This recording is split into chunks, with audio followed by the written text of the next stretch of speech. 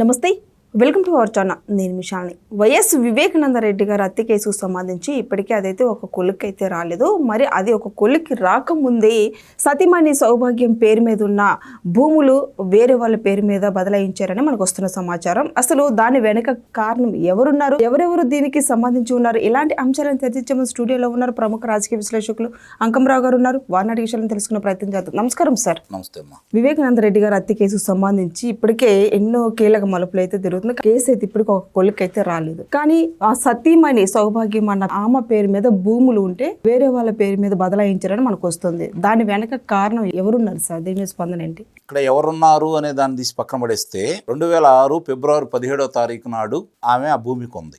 4 survey నెంబర్లకు సంబంధించి ఆమె కొన్నది 7 ఎకరాల 3 సెంట్ల భూమి. అది అయితే 2006లో ఆమె కొంటే 2022 వరకు ఆమె పేరు మీదే ఉంది. ఆ తర్వాత మారింది. ఆ తర్వాత మారిన వివరాలు కనుక మనం చూసుకుంటా ఉంటే గవర్నమెంట్ ఎవరిది ఉంది ఒకసారి ఆలోచించండి. తహసీల్దార్ మాధవ కృష్ణారెడ్డి, అక్కడ సగిలి వెంకట సౌభాగ్యలక్ష్మి, భర్త పేరు గంగిరెడ్డి అంట, ఆమె పేరు మీద బదలాయించేశారు. అంటే ఓ వివేకానంద రెడ్డి గారి కుటుంబానికి సంబంధించి సతీమణి పేరు మీద ఉన్నటువంటి భూమిని వాళ్ళు మార్చి వేరే వాళ్ళ పేరు మీద పెట్టారు. అంటే ఆ కుటుంబం మీద ఆర్థికంగా వాళ్ళని ఏ విధంగా దెబ్బతీయాలో వాళ్ళందరూ అనుకొని చేశారని స్పష్టంగా ఇక్కడ అర్థమవుతా ఉంది.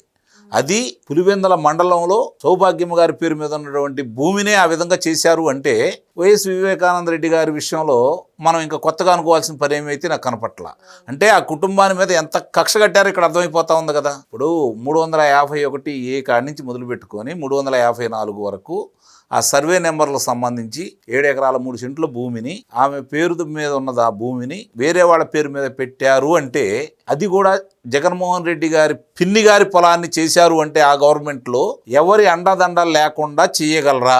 అక్కడ వేరే వాళ్ళు ఒకవేళ ఎవరన్నా చెప్పినా కూడా జగన్మోహన్ రెడ్డి గారికి సంబంధించి వాళ్ళ పిన్ని గారి ఆస్తుల్ని ఈ విధంగా చేస్తున్నారు అంటే వాళ్ళకంతా ధైర్యం ఉంటుందా? ఇది ఆలోచించుకుంటే తెలిసిద్ది వాళ్ళు కావాలని చెప్పి ఎలా చేస్తున్నారని.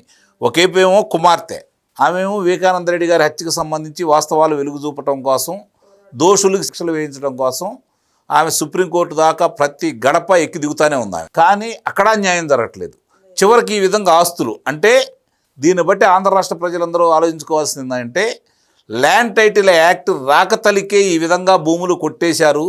ఇప్పటికీ 3 లక్షల పైచిలుకు దరఖాస్తులు భూ వివాదంలో ఉన్నాయి. అంటే వాళ్ళు ఏ విధంగా ముందు నుంచి ఎంత ప్రణాళిక వేశారో ఆలోచించుకోవాలి. మళ్ళీ కనుక వాళ్ళు వచ్చి ఉన్నట్టయితే ఇప్పుడు ఈమె భూముల్లాగానే మిగిలిన వాళ్ళ భూములు ఆస్తులు ఎవరికి నాకు తెలియదు. వాళ్ళ పార్టీలో కూడా ఎవరన్నా మెతగ్గా ఉంటేనో వాళ్ళకి ఎదురు తిరిగి మాట్లాడే వాళ్ళు ఉంటేనో అలాంటి వాళ్ళ భూములు కూడా ఇదే విధంగా తయారయ్యి ఉండేవి. కాబట్టి అంటే వాళ్ళు ఇవన్నీ ముందుగానే ఆలోచించే ల్యాండ్ టైటిల్ యాక్ట్ కేంద్రం ఇచ్చిన దానికి అంటే వాళ్ళు కొన్ని సూచనలతోటి పంపించిన దానికి విరుద్ధంగా వాళ్ళు ఎందుకు రావాలనుకున్నారు అంటే ఇదే కారణం.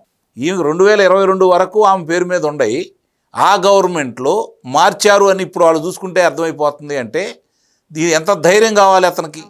అంటే ఇది చాలా స్పష్టంగా వాళ్ళు ఆ కుటుంబం మీద వివేకానంద రెడ్డి గారి కుటుంబం మీద ఏ విధంగా కక్ష తీర్చుకుంటున్నారో ఒకసారి ఆ ప్రాంత ప్రజలు ఆలోచించుకుంటే చాలు. వాళ్ళకి అర్థమైంది. కాబట్టి మొన్న జరిగినటువంటి ఈ పులివెందుల జెడ్పీటీసీ ఉప ఎన్నికల్లో ప్రజలు విస్పష్టమైనటువంటి తీర్పు ఇచ్చారు. కాబట్టి ఇవన్నీ కూడా ఇక వాళ్ళు ఏం చేశారా ఏం చేస్తారా అనేది తీసి పక్కన పడేస్తే చేసిన అరాచకం మొత్తం ప్రజలకైతే అర్థమైపోయింది. ఇప్పుడు ప్రజలు ఏం కోరుకుంటున్నారు? వివేకానంద రెడ్డి గారి హత్యకు సంబంధించిన వాళ్ళ ఎవరైతే ఉంటారో నిందితులు వాళ్ళకి శిక్షలు పడాలి. అలాగే ఆ 5 సంవత్సరాల అతని పరిపాలనలో ఇలాంటి అధికారులు అలాగే వాళ్ళ నాయకులు చేసినటువంటి అన్యాయాలకి అక్రమాలకు సంబంధించి చట్టబద్ధమైనటువంటి శిక్షలు వేయాలని అయితే వాళ్ళు మనస్ఫూర్తిగా కోరుకుంటున్నారు. దాన్ని అమలు చేసే విధంగా కూటమి ప్రభుత్వం కనుక ముందుకి వెళ్తుందని అయితే నేను భావిస్తున్నాను. వెళ్ళాలని కూడా కోరుకుంటున్నాను. కారణం ఏంటంటే అన్ని అంశాలన్నీ ముడిపడి ఉన్నాయి కాబట్టి ఒక్కొక్క అంశాలన్నీ కూడా వెలుగు చూస్తూ ఉంటే అంటే వారానికి ఒకటి కొత్తది కుంభకోణం బయటకు వస్తూ ఉంది. మరి ఇవన్నీ కూడా సమర్థవంతంగా వాళ్ళు చేసినాయి కాబట్టి దాన్ని సరిదిద్దే కార్యక్రమం మాత్రం ఇప్పుడిప్పుడే మొదలుపెట్టారు. దాన్ని పూర్తి చేసి ముఖ్యంగా ఆనాటి దోషులకి శిక్షలు ఇస్తేనే ఈ సమాజం మీకు ఇచ్చినటువంటి 164 స్థానాలకి న్యాయం జరుగుతుందని అయితే నేను భావిస్తాను. సార్, ఈ కేసుకు సంబంధించి ఇప్పుడు సునీత రెడ్డి గారు అయితే పోరాటం చేస్తుంది. మరి ఈ పోరాటంలోపు ఇప్పుడు వాళ్ళ అమ్మ ఆస్తులు కూడా స్వాధీనం చేసుకున్నారు. మరి దీని మీద ఎలాంటి చర్యలు తీసుకోబోతుంది సునీత రెడ్డి? ఇప్పుడు మొన్న దీని మీద భూములు కబ్జా చేసిన వాళ్ళ మీద కొత్త చట్టం తీసుకొచ్చారు. మొన్నే అనగానే సత్యప్రసాద్ గారు బయటపెట్టారు, రెవెన్యూ శాఖ మంత్రి గారు. 10 నుంచి 12 సంవత్సరాలు జైలు శిక్ష కూడా పడే విధంగా నిస్సందేహంగా ఒక 5-6 గనక నిరూపితమైన వాళ్ళందరూ గనక శిక్షలు వేయించగలిగితే మిగిలిన వాళ్ళందరూ దావలోకి వస్తారు. ఈ భూములు తిరిగి ఆమెకి బదిలీ అయ్యేటట్టుగా ఈ ప్రభుత్వం అయితే చేస్తుందని అయితే నేను నిస్సందేహంగా చెప్పగలను. అందుట్లో అనుమానం ఏం లేదు.